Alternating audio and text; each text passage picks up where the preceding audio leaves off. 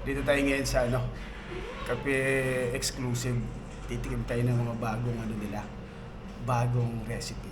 Simulan natin dito sa Chicken Exclusive.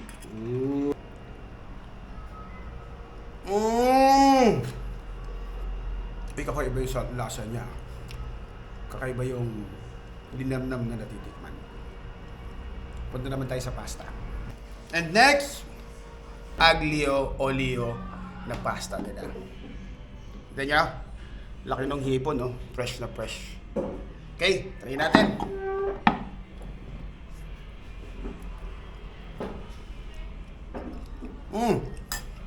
Pakaiba rin yung niya. Yung taste niya na meron something na ang hirap i-explain. Pero once na natikman mo, masasatisfy ka. Tikman naman natin, Cajun pasta.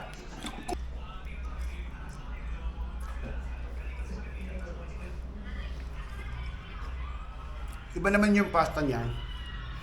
And, syempre yung mixture nung cheese. Kita niyo naman yung cheese.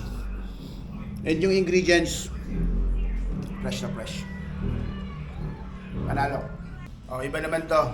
Quesadillas pizza. Oh, sounds kakaiba, di ba? Sa Spanish daw, dapat quesadillas. Okay.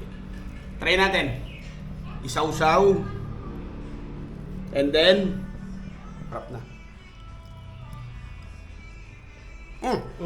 I love it. Pwede ko na daw. Kakaiba to ha. Kayong mahihilig sa pizza, I challenge you. Kakaiba ang lasa. Sarap ha. In fairness ha. Oh.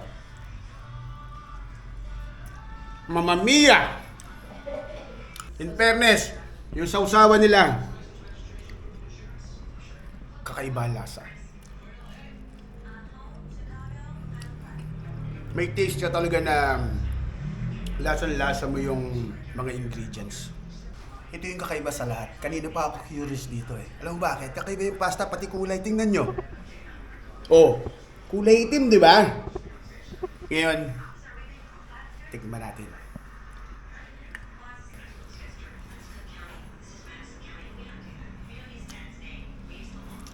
Kakaiba nga. Panalo yung mga ingredients na ginamit. Pwedeng balik-balikan. And, hindi lang yun. Silog baka mo. Marami dito niyan. Hot silog, to silog, pork silog, and chicken silog. Abangan nyo.